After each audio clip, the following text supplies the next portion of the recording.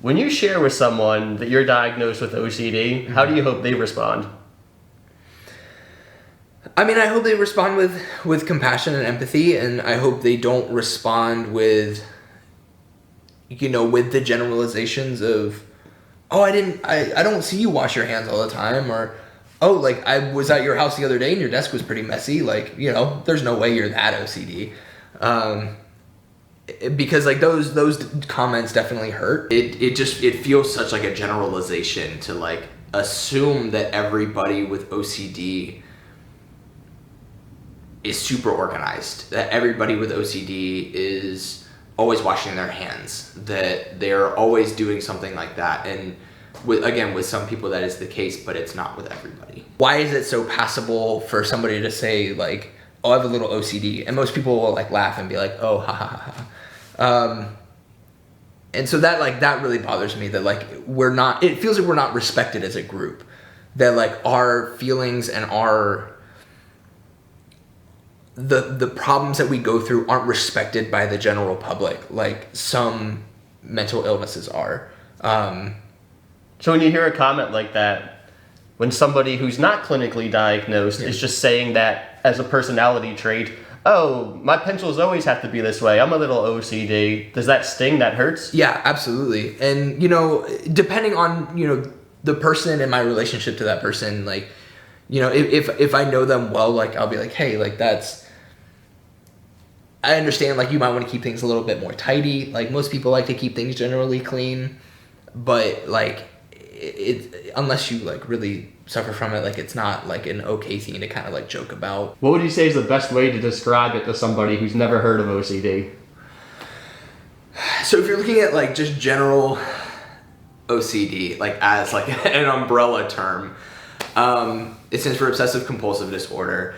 And the obsessions being, for example, when I was younger, one of my first things was, like, if I bumped into something, I would have to bump into it again to kind of even it out. So the obsession would be like, if I bumped into it once, the obsession being like, I have to bump it again. I have to bump it again. Like, or, something bad will happen to my family, or this feeling won't go away, or something like that. And then the compulsion is me doing that action, to bump it again, to get rid of whatever feeling I'm feeling, whatever need I'm feeling to get rid of that. When it first started happening to me, like, I had no clue what the feelings I was feeling were, why I was having these intrusive thoughts, why I was having, feelings of like, if I don't do this, my parents are gonna die. Like, I had no clue what even OCD was at that point. And it's something that seems easy to control. It seems like if you don't know anything about it, it's like, well, then just don't do it, and there's a lot of battles with irrational thinking with people with OCD. It even got to a point where like it almost moved its way onto my girlfriend, where I would like ask her to do certain things to like satisfy that feeling within me. Like I would have her, like grab a bottle a certain way or turn around in a certain way to like go somewhere. And like, luckily she is like, she's the best girlfriend in the world, that like she is never had a problem with it. Like when I first told her about it, when we first started dating, she didn't have a problem with it. So does she grab the bottle the way you ask? Yeah, absolutely. Is that a good thing? Absolutely. It's weird because it feels like it's feeding into like the negative side of that. Like, I always feel awful about like having to put that on her, but she always has a smile on her face whenever she does it. I love the smile you get when you talk about her, yeah. That like she is so willing to like, she's so willing to do that stuff for me, that she'll stop whatever she's doing and just be like, just tell me what you need me to do. Like, and she'll do that, and she'll look at me and be like, are you okay? And I'll be like, yeah, no, we're fine. And then we'll just kind of keep going and kind of not mention it and just kind of like keep going throughout our day. When the first thought through your head is like, if I don't bump into this table again, then, you know, my dad's gonna get into a car crash later, and, you know, something horrible is gonna happen, and all of this stuff. And it's so obviously irrational. And when I was going through that phase, I knew it was irrational in myself. I knew it was crazy. I knew that there was probably nothing that was gonna happen to my family, but at the same time, I didn't want to take that chance, you know? God forbid that, you know, I don't bump into that table again, and then something does happen. My first thought's gonna go back to that. Like, what if? That whole what if game of like, if I had just done it, you know? And if anything like that was to happen, it would probably just be a horrible coincidence. But there's still that like, what if? And that's like the biggest thing with people with OCD, and, you know, and I'm generalizing, but that like, if we don't do these things, then like, there is that irrational fear feeling, there is that sensation feeling, that like, you just can't get rid of it. I hate feeling those feelings when I have an urge to do a tic, when I have a, you know, obsession. But at the same time, there's such like a satisfying release, like whenever you do that it feels like it's like one of the few like controls that you kind of have. It's almost like you have the power to control your body like that in like a backwards way. That like when you relieve that tension, it's that like, oh, like I had control to like change something about myself and my body like in that moment to fix it. But it's like, it feels like a small microcosm of like, well, if I can do that, like I can, you know, if I can control my OCD, then I can take anything on, you know, throughout the day. It feels weird. It feels weird to have to do certain things. Like I have a tic that I do kind of in the air that, I mean, it's similar to what I'm kind of doing in my hand, and I hate having to do it because it feels so like obvious to people that like, I don't want to sit there in a conversation and have to do that. And like, especially with friends that like don't know about it and what I'm doing, I don't want to have to like stop the conversation to explain what I'm doing. So it does feel weird. That's why I like, if I was to do something like that, I'd keep it like by my lap and like try to like figure it out there. Is your form of OCD a way to keep control within a chaotic world? No, I don't think you're off base with that. I think that, yeah, in like a weird way, yeah, I think that, you know, I can't speak for everybody, you know, who has OCD. I can only speak for myself. I want to ask real quick, we're going to go off on a tangent. Yeah. But anytime I interview anybody, they always say, I can only speak for myself. Why is that so important? Why does everyone say that? Because, you know, especially in, you know, the mental health community, there is still so many stigmas. There's still so many things that we're still researching, so many things we don't know. And so I never want to say something, especially for a community that doesn't get a lot of representation, or at least good representation. I don't want to further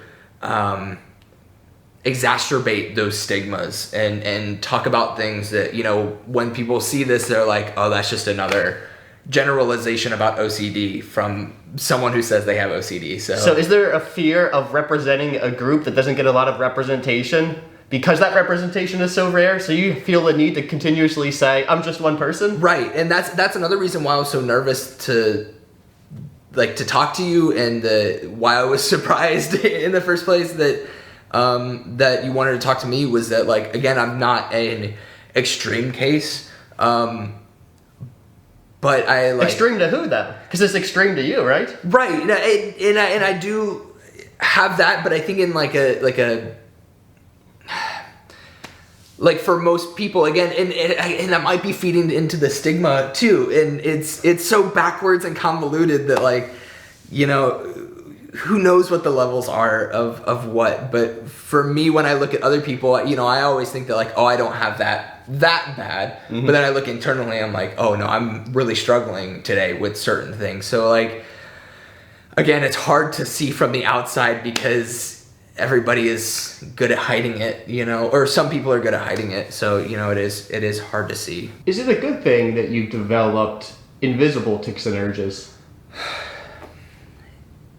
In some ways, yes, because there are times where I don't even think I realize that I'm doing it because it's so ingrained that like, I'm sure there are times, even talking right now, that I've been doing things with my hands that I don't even realize necessarily like that are tics, but I'm not like registering them as tics because I'm not necessarily like thinking about it like to the full extent right now. But and also kind of like a backwards way, because I've shoved it so back in my brain that there are tics that also come through mentally. Like I'll see things, like I'll see things in everyday life that like I can't necessarily change, but like I try to change. It's almost like I'm trying to change it with my mind. I also like had this weird thing when I was younger that every now and then, and it's weird thinking about it now because it kind of just popped back in my head because I haven't thought about it for so long, but I used to have like this thought of like this spinning wheel in my head that would like spin either direction, and obviously it's not a tangible thing. I can't like stop it from spinning. So I would like literally sit there and try to like mentally like stop it from spinning and like try to like push it to like a screeching halt. And when I did, I could like move on with the rest of my day. But like it would just randomly pop up in my head and like, and that would be like such a weird thing because I can't like physically do something, but I have to like mentally like sit there. And so I'm just like staring into nothing and like, yeah, that happened a lot in like high school. So like I'm sure there are times that teachers thought I was just like daydreaming, but like certain things like that where I'd just be like so focused on trying to like fix whatever mental tic I was doing that like I wasn't paying attention to what was going on. Most of my friends don't even know I suffer from it. Say it's that like suffer in silence kind of thing, because like I do have a lot of like my whole family knows, you know, my girlfriend knows about it, like, you know, so I'm able to talk about it, you know, to people if I am struggling. When I was growing up, I also had a lot of like rituals too, that I would do when I was younger, that, you know, took up an hour to 2 hours at a time. And, you know, I had, you know, different like routines. Yeah, I don't want to get like too deep into that, but like, you know, I would have certain routines before I went to bed. I had certain routines, you know, as I was brushing my teeth and getting ready. Were you capable of not doing these routines, of breaking them? At that time in my life, no. When I was doing those routines, it was one of those that like I had to do it. And when I was growing up, I mean, I definitely had a little bit of a feeling of, you know, if I don't do this, something bad's gonna happen to me or my family, which is a very common trait in people with OCD. And when I would start these routines, you know, I would almost be dreading because, you know, I never wanted to do it. Like I really, because it took up so much time, I would end up losing an hour to 2 hours before I went to bed. And so when I would start them, it was the whole time I was dreading it. And, you know, if I messed up at any point through it, I would have to start all over. And that was the most frustrating, because that definitely happened on a number of times. What's the balance between self-acceptance and self-improvement? That's a good question. I think the big thing with the self-acceptance is realizing that no matter what you are going through, whether it be mentally, physically, whatever it is that you are still a human, and humans are so complex, and they are we're all weird. We're all weird in our own rights, you know, in like a positive way of saying the word weird. And like, yeah,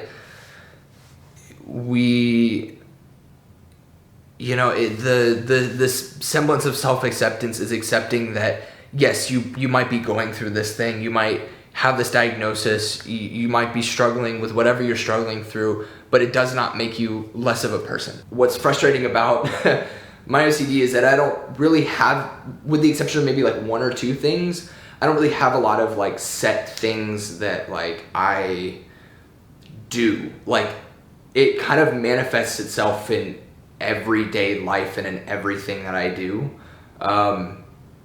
which in ways are easier, but in other ways are harder because I never know what to look for when I'm walking around or hanging out with people. Like certain people's houses affect me differently, certain sidewalks affect me differently. There are some times where I have to walk on a crack on a sidewalk. There are certain times where I can't walk on a crack on a sidewalk. It just depends on what my brain is feeling that day, and I can't control that. I wish I could. I do have some symmetry OCD. What does that mean? So usually like it's not necessarily like, you know, I have, you know, pencils in a line. It's not like that. It's for me it's more of like patterns and numbers that need to be even, or need to look a certain way to make sense of my brain. Like if I see a color block with like red, blue, red, like that's kind of satisfying to me just because like it's even on all sides. It's such a weird, frustrating feeling, knowing that every day I have to look out for something new.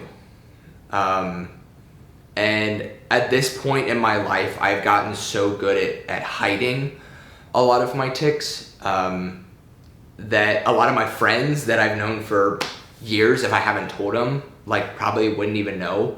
I've gotten like basically like a master at hiding them. Actually, it's almost like in a weird way like therapeutic to talk about it, because I think the more that I talk about it, the more that it becomes less of a stigma within myself. Would you classify it as a stigma within yourself right now? Yes.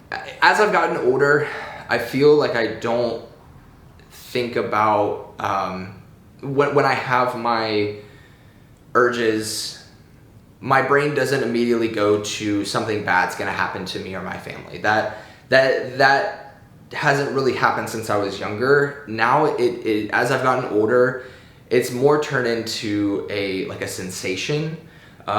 So if I get a tic and I have the urge to do it, it's my first thought is, you know, if it's something in my left hand that I have to do, then I start feeling this like energy just radiating through my arm, kind of into my shoulder and my neck a little bit. So until I do whatever the tic is, then I can't get rid of that, like that energy. In a weird way, like, you know, I don't love my OCD, but I definitely have learned to appreciate it and kind of work side by side with it in a way that, like, I mean, I can't imagine my life without it. You know, I've never experienced my life without it. And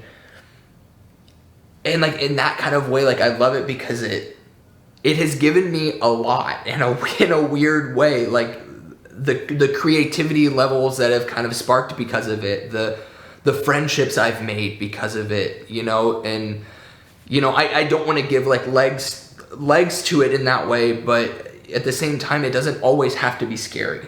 If a parent has a child with OCD, what advice would you give to the parent? Be patient, because they also don't know what's happening. It's easy to just kind of assume that someone who like is going through it assumes that they know everything about it. Most of us don't. I mean, I'm 24. As far as like, it's hard to think of my life without this.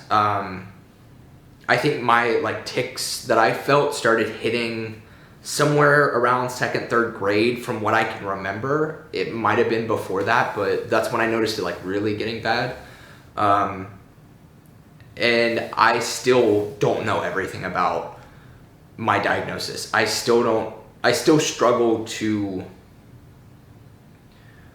know how to cope with things, to know how to live on a day-to-day basis without having it completely debilitate me. And the only reason I'm able to make some of those things, like some of my tics, small is just because I've worked basically my entire life to make them not as noticeable. It's hard for me to come on here and say like you need to do X, Y, and Z to feel better. What works for me works for me. It might not work for you if you're going through the same thing. You know, it really just depends on what your level of comfort is. Like I've gotten to a point in my life where I feel like I can, I want to say like control a lot of the things. It definitely can't control it, but like it doesn't debilitate me as much as it used to. While my OCD from the outside might not look like the most extreme, it's still valid. And I'm still fighting that within myself to let myself know that my feelings and my urges and my diagnosis is still valid. Even if it's not to the most extreme level that some people have. And, you know, I feel for those people as well. And, you know, the OCD community is such a big community. Like there's so many different types of people out there that have so many varying degrees of OCD and the levels in which they struggle with it.